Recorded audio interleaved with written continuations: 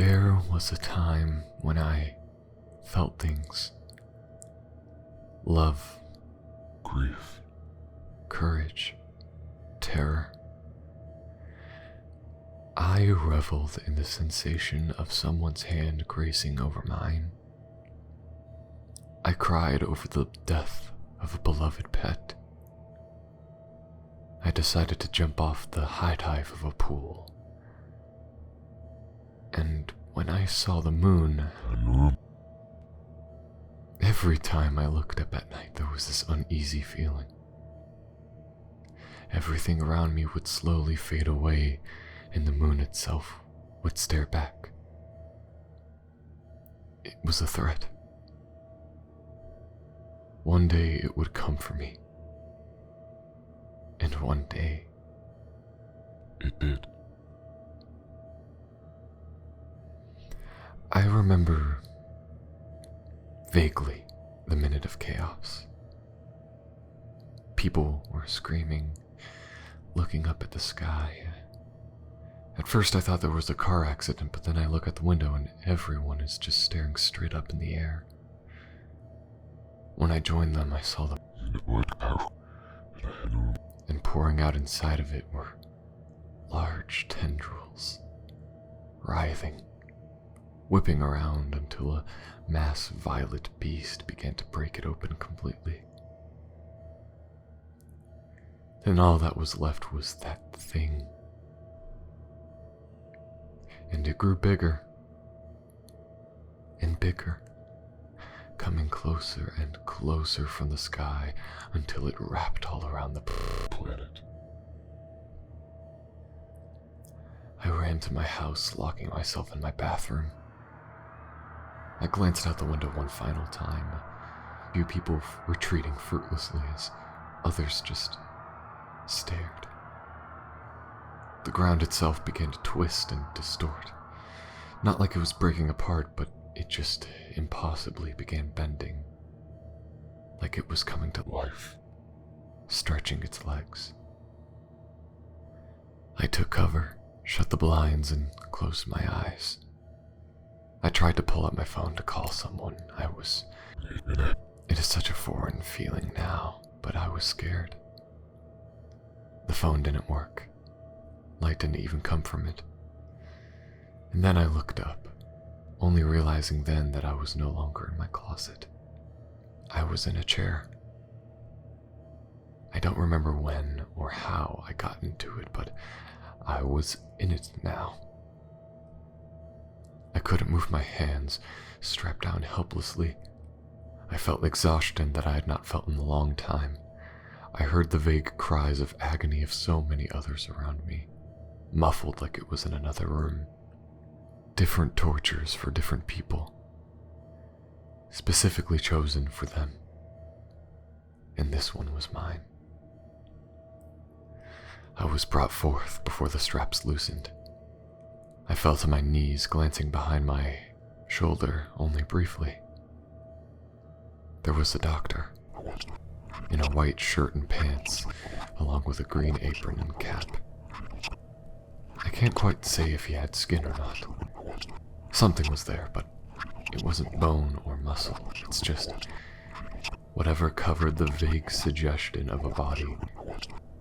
And all of it was obscured by a mask or round glasses, gloves, and the like. What would have been visible flesh I can't quite say was.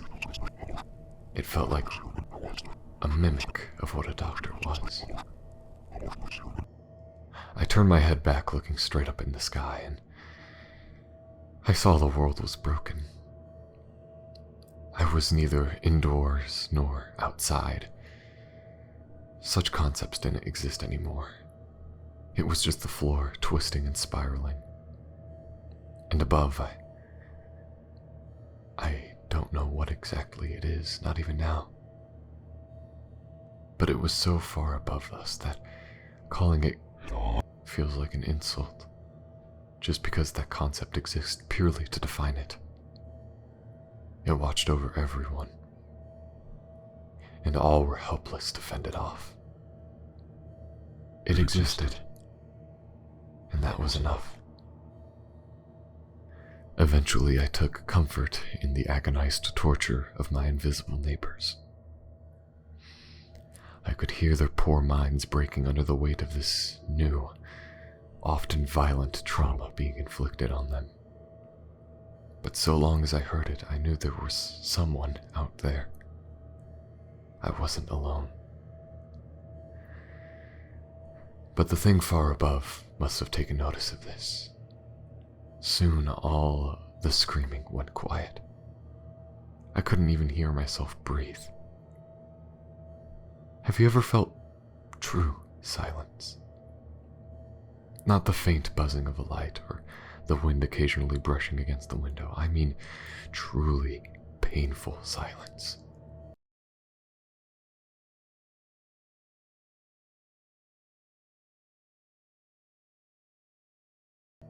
The kind where your ears search desperately for something to hear and decides to resort to itself. I started to hear my heart beating. That was the first one. But even that wasn't enough. Then I heard my bones and joints from within creaking with even the most subtle movement. Then my organs, my guts sloshing and writhing within myself. Then the faint streaming of your blood rushing through your body, your stomach gurgling, begging for food. How long has it been since you ate? Since you ate with someone? When was the last time you even saw another person? You don't know. You can't tell if you've been here for just an hour or if it's been years. Time doesn't exist here. These thoughts raid your mind just as the sounds of your own body does. It makes you realize how fragile you really are. Just the noises alone made me go insane. I even tried to silence them. I beat my fist against the floor, but the impact was not audible, just more of that sloshing within my body. I tried screaming, but there wasn't any noise. There was none that I wanted, just air in my throat trying to expel itself and failing.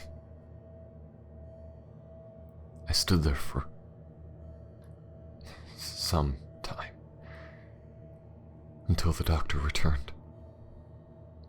The mimic was a little more convincing, but it wasn't enough. I don't think it was trying to be enough. I think it was trying to distort itself. He looked at me and I can't say that he talked. I think he just, in a moment, gave me the information. Effortlessly. In an instant. No words. I just knew what it was conveying. It told me that I had gone insane. They were going to treat me, though. They could mold me back into the image of a man. I didn't ask how, as that was answered the second that I even thought of the question. Skinny tendrils creeped out from the air, black and twitching. It lowered, hooking into my skin, one on each arm, each leg, two on my chest and one on each side of my head. That thing way up in the air watched me, like it's a little project. To break, to mold, to make new.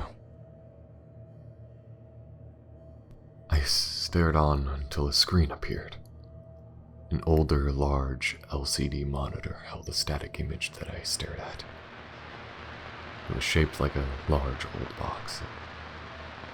It must have remained static for quite a while before it ever showed me anything. And when it did, it was a memory. The first one, there was someone. I didn't remember them, but I cared about them, evidently. I held their hand, their lips pressed against mine. I ran my hand along their body, sharing this intimate moment. I almost felt myself drawn back into that point of time. The warmth of their legs, between them, wrapped around me. Two bodies against one another. Pure love and comfort. Safety. Just as that had settled in, just when I let myself be lost in it, it happened. The screen went static, and then the first shock happened. Electricity burned through my flesh and poured inside me. I could feel it running in my bones, causing my muscles to twitch. The burning creeping up my spine as I let out a noise I didn't even think I was capable of making. Love, something to find comfort in, was gone. There was only pain. The screen blared this oppressive white and black tone at me for a long time. Then the next memory began. Grief. I was sitting around others with a casket in front of all of us. The black of my suit being an easy void to lose myself in as a person at the microphone spoke. I didn't hear what they said. I was hiding away from my thoughts to prevent them from overwhelming me. But for a moment, just a brief moment, I looked up at the body inside of the casket. The top half was gone, and a woman rested inside of it. Thoughts about how that now still face, how it would contort into a smile, her hand on my shoulder. Even when she was angry, it would all come back to me. Tears well up in my eyes, my throat feeling tighter and tighter until I burst. I leaned my head into my hands, trying to hide even further, a pointless endeavor as I joined the few who were already sobbing behind me. And just as I began to cry, another shock. Static on the screen again, electricity beating me down, ripping my brain apart. Grief was gone. There was only pain. More videos played soon after. Jumping off a high diving board into a pool as a child, but in this video there was no pool. Well, there would have been water, there was an infinite light blue void. I jumped and fell further and further, my heart rushing as my limbs flew.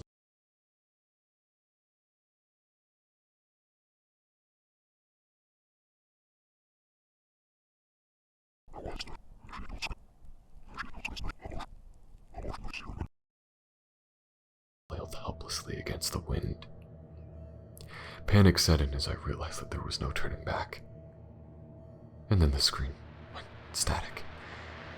Electricity returned. Fear and courage both gone. There was only pain. This went on for I don't know how long, but eventually, finally, the screen disappeared.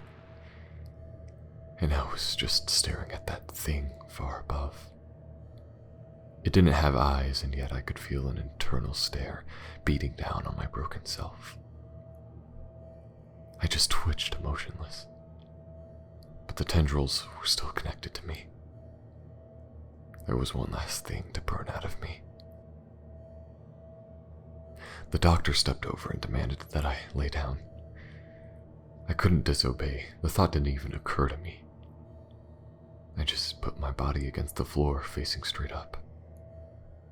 At some point, I must have been on a table because I was elevated to this thing's reach. The glasses, obscuring any semblance of a face, gazed down at me as hands reached for tools. The first was a scalpel, a tiny but sharp little thing that could rend a small amount of flesh at a time. And that's what he did. Hand against my bare chest, holding me down, he began to slice open the space just below my stomach. The burning sensation of being slit open immediately struck me. My back arched involuntarily against the blade, and I let out an ear-piercing shriek. As the pain continued to cut into me, the electricity joined it. There was no scream, but I still saw static. It was ingrained in me. The pain was as well, but this time the static was overpowering it. Little by little, the doctor peeled away skin and I could feel it tearing open. I let out another cry, followed by another electric shock, seeing more static during that time.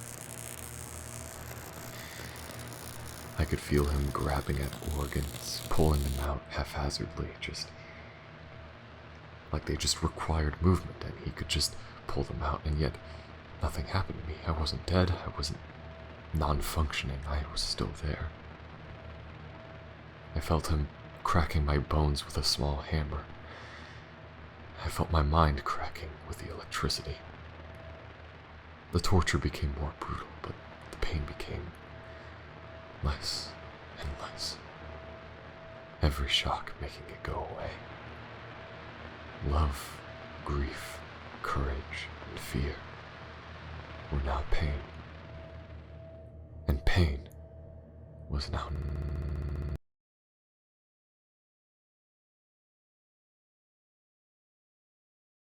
nothing.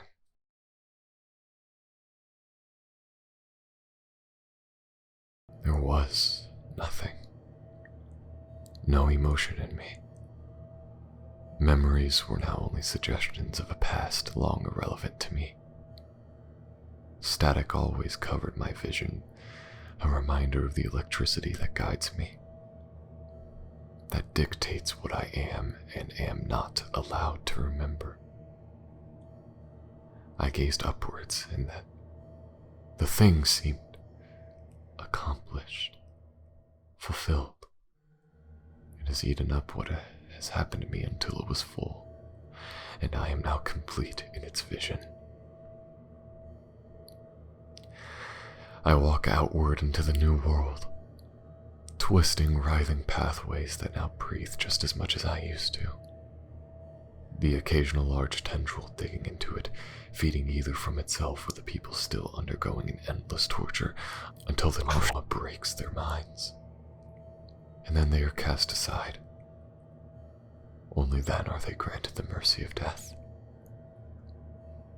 I walk, guided by gentle shocks, in one straight direction. I see the seas that stretch up, terrible creatures once confined to the darkest depths, stretching outward and stalking the air and land alike. The seas themselves shift and occasionally take a new shape. I can sometimes see figures in the water, desperately clawing for escape until their bodies tire out, succumbing to the empty black void. Not even the reflection of the once blue sky brings them comfort as they are pulled further and further downward, confusing up for down, only certain that they will never be found in their watery grave. I soon came across a gateway. It stands there, waiting to be opened from the other side. We can't do anything from here but wait and eat. And the food wasn't infinite. Eventually the gate does open, and me and other things there fight over who is chosen to cross the barrier. A disgusting beast charges ahead of me, but I beat it to the punch. I grab it by his elongated neck and I get a good look at its figure. The neck is long with a humanoid head, but its body is flat, shaped like an oval, with 6 twitching arms acting as legs. Crawling about like a spider, but with the characteristics of a deep-sea creature. I pin it down and I feel electricity. Not shocking me this time, but in the palm of my hand. I'm in control of it now. I decide then to try something.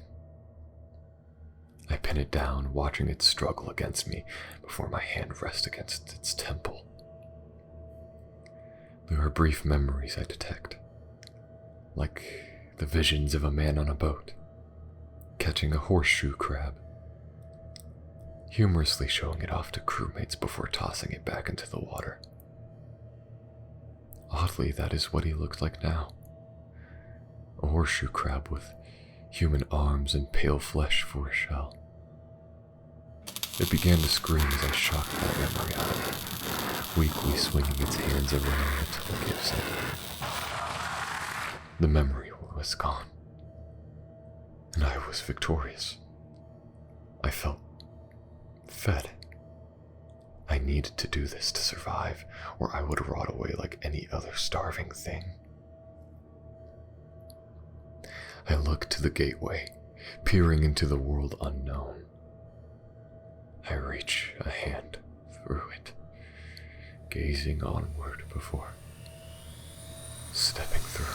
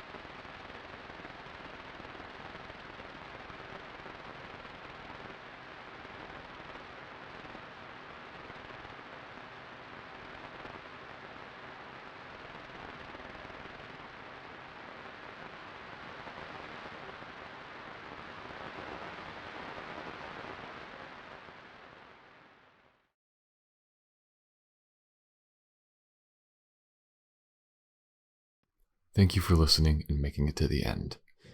This audio was a lot of fun to put together and script. I got it down really quick, and there's a lot of stuff and details that I really enjoyed putting together and tying in with a lot of stuff.